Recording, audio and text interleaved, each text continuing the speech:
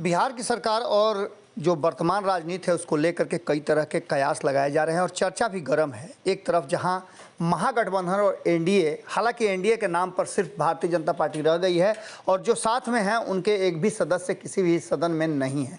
इसके बावजूद भारतीय जनता पार्टी हाथ पैर मार रही है। अचानक उसके साथ नीतीश कुमार ने जो धोखा किया है उस धोखे की चर्चा भी ज़बरदस्त हो रही है। यहाँ तक कि अपने पुराने छत्रपों को जिन्हें साइड लाइन कर दिया गया था उन्हें एक बार फिर से भारतीय जनता पार्टी ने मोर्चा पर लगा दिया है। इन सारी बातों के बीच जो चीज़ें सामने आ रही हैं वो बता रही हैं कि बिहार में राजनीतिक रूप से कुछ बड़ा होने वाला है। आपको बता दें कि इस बीच में 2 सीटों पर उपचुनाव होने वाले हैं, गोपालगंज और मोकामा में। इन दोनों सीटों पर कहा यह जा रहा है कि आंकड़े बहुत कुछ कहेंगे और अगर इन आंकड़ों में भारतीय जनता पार्टी और तेजस्वी यादव के बीच सीधी लड़ाई में जिसकी भी जीत होगी वो 2024 का किंग मेकर कहा जाएगा।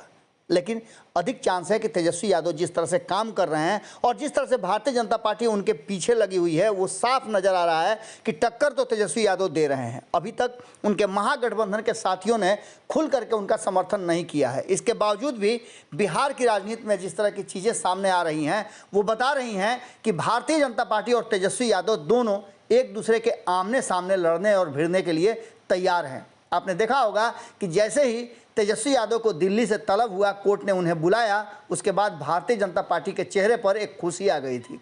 लेकिन तेजस्वी यादव ने इन सारी बातों को दरकिनार करते हुए न्यायालय के सामने जो बातें कही उससे उनकी जमानत बरकरार रह गई।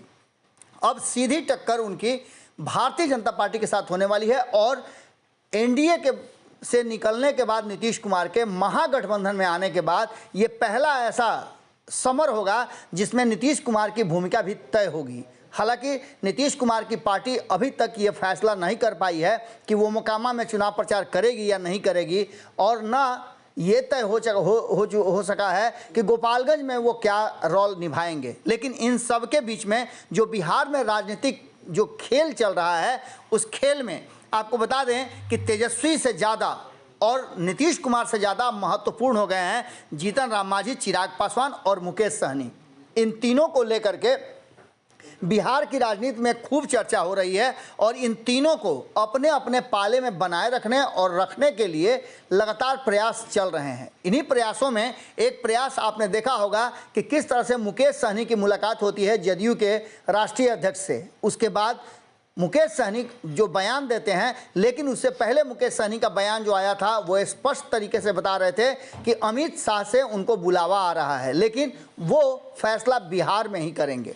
इस बीच में चिराग पासवान के भी सुर बदले हैं और उनके बदले हुए सुर और स्वर का सीधा प्रभाव इन दोनों सीटों पर पड़ने वाला है। इन सारी बातों को लेकर के नीतीश और भाजपा में जहां एक तरफ बाजी लगी हुई है प्रधानमंत्री के उम्मीदवारी को लेकर के, वहीं बिहार में एक बड़ा खेल करने के लिए तेजस्वी यादव और वो तिकड़ी जो है लगी हुई है। इस बीच में आपको बता दें कि सबसे बड़ा रोल जो है वो जीतन राम मांझी, चिराग पासवान और सहनी का होने जा रहा है, क्योंकि ये जिधर रहेंगे उधर पलड़ा भारी रहेगा। क्योंकि इनको लेकर के कहा यह जा रहा है कि जातीय समीकरण बैठाने के लिए इनका होना बहुत ज़रूरी है। अब देखने वाली बात होगी कि तीनों किस पलड़े में बैठते हैं। भारतीय जनता पार्टी लगातार ऑफर पे ऑफर दे रही है, लेकिन तेजस्वी यादव बिहार के मुख्यमंत्री की कुर्सी तक पहुंचने में बस 2 कदम दूर हैं और अगर ऐसा होता है तो इन लोगों के साथ और नई पीढ़ी के साथ क्या कुछ बिहार की राजनीति में बदलाव होगा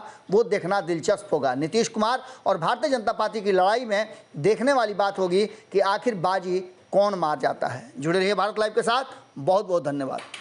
अगर ये वीडियो पसंद आई और वह बिहार के राजनीति और बिहारियत से सरोकार रखेनी तो सब्सक्राइब बटन दबा के चैनल के सब्सक्राइब कर ली। ओजे एगो घंटी बा, ओकरा बटन दबा देला से कुल सटीक और मारक खबर रुआ मुफ्त में मिल जाई।